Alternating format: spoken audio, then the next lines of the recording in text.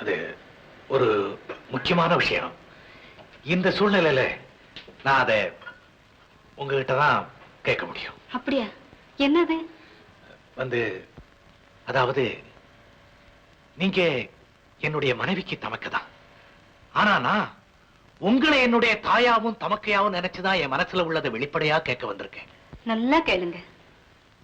நான் உங்க தங்கைக்கு தாலி கட்டின நாள்ல இருந்து இன்னைக்கு வரைக்கும் அவளுக்கு புருஷனா நடந்துக்க எப்படியோ முயற்சி பண்றேன்.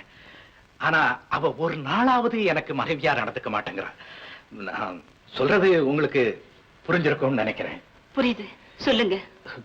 பொறுத்து பார்த்து எவ்வளவு நாளைக்கு தான் இப்படி அப்படின்னு ஒரே குழப்பமாயி அவ உணர்ச்சியில ஏதாவது கோளாறு இருக்குமோன்னு சந்தேகப்பட்டு ஒரு சின்ன டெஸ்ட் வச்சேன்.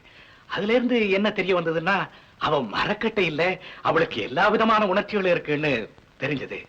அதுக்கப்புறமும் அவ என்கிட்ட நடந்துக்கிறத பார்த்தா யாராவது லேடி டாக்டர் கிட்ட அழைச்சுக்கிட்டு போய் அவ உடம்புல ஏதாவது கோளாறு இருக்குமோன்னு. எந்த விதமான கோளாறும் கிடையாது. அவளை எந்த டாக்டர் கிட்டயும் அழைச்சுக்கிட்டு போக வேண்டாம். எப்படி நீங்க அவ்வளவு தீர்மானமா?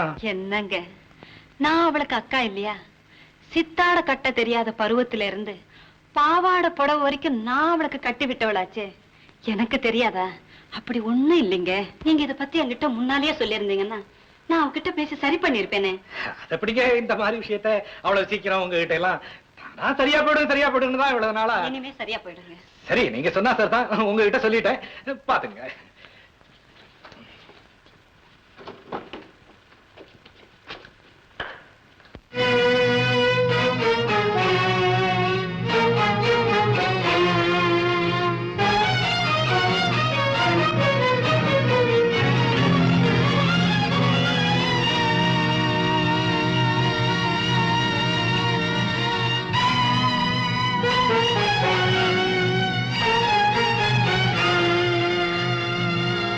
ஏம்மா, ஏன் இப்படி கூட பிறந்தவளா நீ?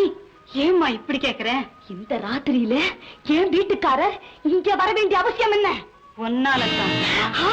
நீ அவர்கிட்ட நடக்க வேண்டிய முறையில நடந்திருந்தேன்னா இந்த ராத்திரியில அவர் என்ன தேடி வர வேண்டிய அவசியம் வந்திருக்காது.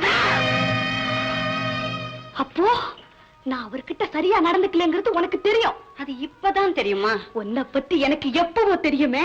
என்ன தெரியும்? கோடீஸ்வரம் வீட்டு பிள்ளை கையில போட்டுக்கிறது தானே அவ்வளவு அவசரமா போய் அவங்க வீட்டு சமையல்காரனை கல்யாணம் பண்ணிட்டு வந்து என்னடி பசப்புற? உன் வயிற்றுல வளர்ற பிள்ளைக்கு தகப்ப யாருன்னு எனக்கு தெரியும்.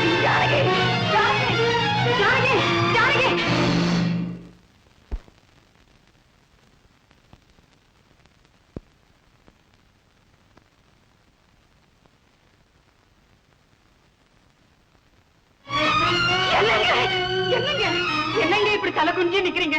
என் தங்கச்சி சொன்னதை பத்தி நீங்க என்ன நினைக்கிறீங்க? சொல்லுங்க. இதுல நினைக்கிறதுக்கு என்ன இருக்கு கமலா?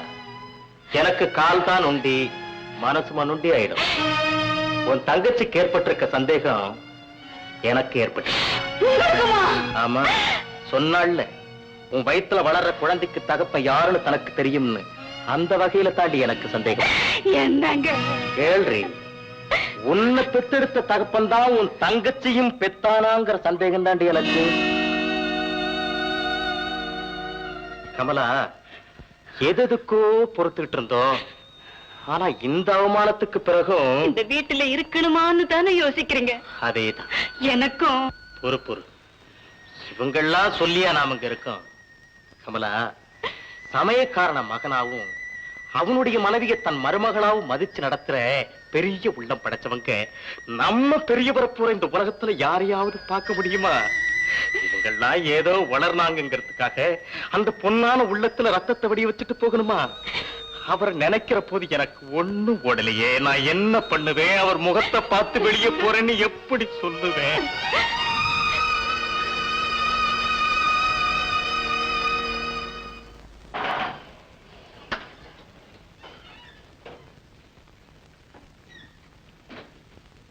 என்னங்க இவ்வளவு காலங்காத்தால எங்க போயிட்டு வரீங்க? அது ஆமா, போக வேண்டி வந்தது போனேன். இது என்னங்க கையில? புடவையும் வேட்டியும்? புடவையும் வேஷ்டியும் பொண்ணுக்கும் ஆணுக்கும். ஐயோ, அது தெரியாதா எனக்கு? எந்த பொண்ணுக்கும் ஆணுக்குன்னு கேக்குறேன். அதுவா?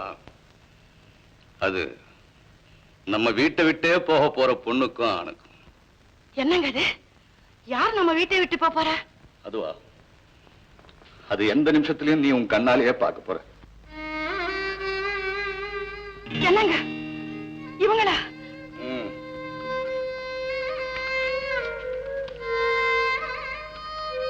முதலாளி, இத்தனை வருஷமா என்ன சமயக்காரனா நினைக்காம உங்க குடும்பத்து பிள்ளையா மதிச்சு நடத்திட்டு வந்தீங்க. என்ன மட்டும் இல்ல, என் மனைவிய உங்க குடும்பத்து மருமகளா மதிச்சு சகல வசதியும் செய்து கொடுத்தீங்க. எங்க 2 பேருக்கு இந்த வீட்டுல மட்டும் இல்ல, உங்க உள்ளத்திலையும் இடம் கொடுத்து அவ்வளவு அன்பு ஆதரவும் காட்டின உங்ககிட்ட கூட சொல்லிக்காம திடீர்னு இந்த வீட்டை விட்டு போறதா முடிவுக்கு வந்திருக்கோம். அதுக்காக எங்களை மன்னிச்சிருங்க. நாங்க தனி கொடுத்துல நடத்துங்கிற முடிவோட போறோம். எங்களுக்கு நல்ல வார்த்தை சொல்லி அனுப்புங்க முதலாளி. அவ்வளவுதானே? புறப்படுங்க. என்னங்க அவங்க போறேங்கிறாங்க, நீங்களும் புறப்படுங்கிறீங்க. ஆமாண்டி, அவங்க உடனே போய் ஆகணும். இனிமே ஒரு நிமிஷம் கூட இங்க இருக்க கூடாது. என்னங்க அப்படி அவங்க என்ன தப்பு பண்ணிட்டாங்க? தப்பா? எத்தையோ. அதுல 1 2 சொல்லுங்களேன். கேள்வி, சமயக்காரன் பெஞ்சாதி சமயக்கட்டுக்கு வந்து காபி சாப்பிட முடியலன்னு கேட்டால உன் சின்ன மருமவோ, இவங்க அன்னைக்கே போயிருக்கணும்ல. புரியாத பிள்ளைங்க பொறுமையா இருந்துட்டாங்க. இது ஒண்ணாச்சா? 2வது கேளு, இவங்களோட நின்னு போட்டோ எடுத்துக்கிறது கூட கேவலம்னு ஓடினால அந்த அவமானத்துக்கு பிறகாவது போயிருக்கும்ல. இவங்க ரோஷம் கெட்ட பய பிள்ளைங்க அப்பவும் பொறுமையா இருந்துட்டாங்க. இந்த மாதிரி எத்தனையோ. அதை விடு, நீ ஒரு பொம்பளை தானே? ஆமா. கோடீஸ்வரன் பிள்ளைய கையில போட்டுக்கதான் அவன் வீட்டு சமயக்காரன் நீ போய் கட்டிட்டேன்னு கேட்டாளே. ஐயோ, யாருங்க அப்படி கேட்டது? யாரா? தனக்கு கல்யாணமாக தாமதமாச்சுன்னா தன் தங்கச்சி கிடைச்ச ஒரு நல்ல இடம் போயிடுமேன்னு பயந்து தானா ஓடி போய் தன்னிச்சையா ஒரு நொண்டிய கல்யாணம் பண்ணிட்டு வந்து நின்னால அவ தங்கச்சி கேட்கிறாடு இந்த கேள்விய. இதுக்கப்புறமா இங்க இருக்கலாமா சொல்லி ஏன் வாங்கிட்டு நிக்கிற? உனக்கு நடி தெரியும், இந்த பிள்ளைகளுக்கு வயிற்றுக்கு சாப்பாடு போட்டு நெஞ்சில ஈட்டியால குத்துட்டு இருக்கோண்டே. அவங்க வெளியே போனா வயிறு காலியா இருந்தாலும் நெஞ்சு நிறைஞ்சிருக்கும்ல. என்ன பாருங்க, அவ வயிறு காலியா இருந்தா அவங்க போறதுக்கு நானும் உங்களோட சேர்ந்து சம்மதிப்பேன். ஆனா அவ வயித்துல 3 மாசத்துக்கு மேல. சரி, இப்ப நான் என்ன பண்ண அதை சொல்லு. வேற ஒண்ணும் இல்லைங்க. ஜானகி ஏதோ பேசிட்டான்னு தானே அவங்க போறதுக்கு நீங்க சம்மதிக்கிறீங்க. அவளைய கூப்பிட்டு உங்க அக்கா வெளியே போறான்னு சொன்னா, ஐயோ தன் கூட பிறந்த பிறப்பு வாயும் வயலுமா வெளியே போறாளேன்னு வந்து, அக்கா நான் பேசுனதெல்லாம் தப்பு, நீ என்னோட இருக்கான்னு ஒரு வார்த்தை சொல்லிட மாட்டாளா? சொல்லிடுவாளா? சொல்லி பாப்போமே. சரி சரி பாரு, ஏன்னா எதுவுமே என்னால கெட்டுச்சுன்னு வந்து போடாது. ஜானகி, ஜானகி, அம்மா ஜானகி.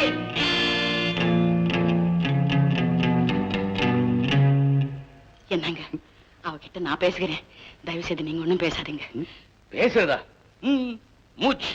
நான் இப்ப மட்டும் இல்லடி, எப்பவுமே பேச மாட்டேன்.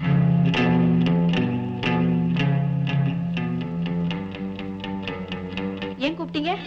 வேற ஒண்ணும் இல்லம்மா, இப்போ உங்க அக்கா வாயும் வயிறுமா இருக்கா இல்லையா? ஆமா, அதனால என்னப்போ?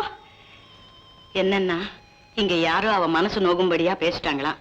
அதுக்கு வருத்தப்பட்டுக்கிட்டு தனி கொடுத்தனம் பண்ணணும்னு புறப்பட்டாங்க. போகட்டுமே. போகட்டுமா? போகட்டும்ங்கிறேன்.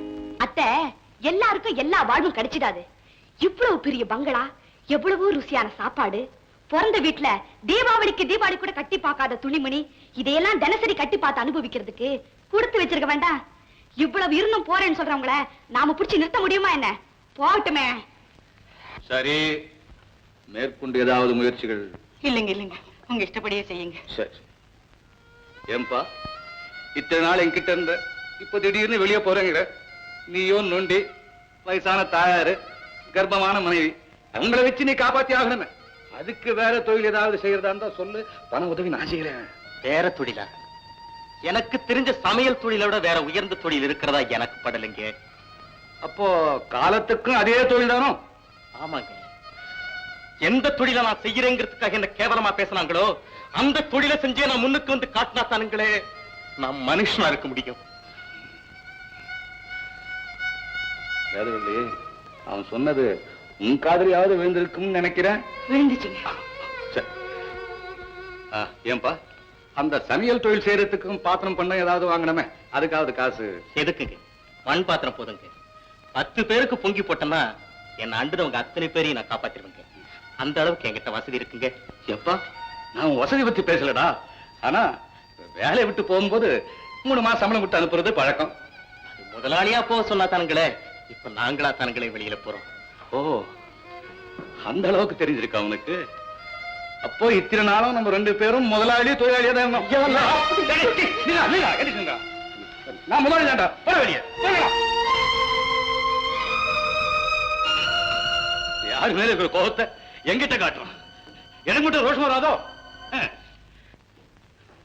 என்னடா இது? அம்மா கமலா, அம்மா நான் இதெல்லாம் உங்களுக்காக தான்மா வாங்கினேன். வாங்கிக்கலாமா? ஐயோ கொடுங்க.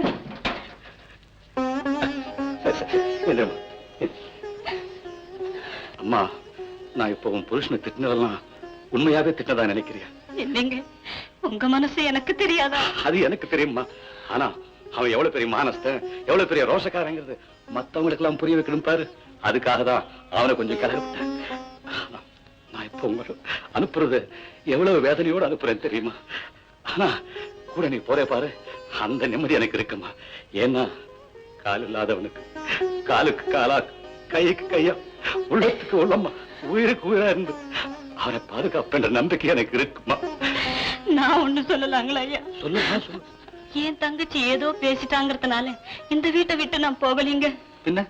இந்த வீட்டுல இவரு மத்தவங்களுக்கு சமைக்கிற சாப்பாட்டை தானுங்க நானும் சாப்பிட்டுக்கிட்டு இருக்கேன். ஆமா. அப்படின்னா எனக்கும் இவர் சமையல்காரரா தானங்க இருந்திருக்காரு. இத பாருங்க, கஞ்சியோ கூழோ என் கையால பொங்கி அவருக்கு போடணுங்கிறது ஒரே ஆசை. அம்மா பொங்கி போடம்மா, பொங்கி போடு. நீ பொங்குற பானை மட்டும் இல்லம்மா, உன் குடும்பமே பொங்கி ஒழியும் தாய்.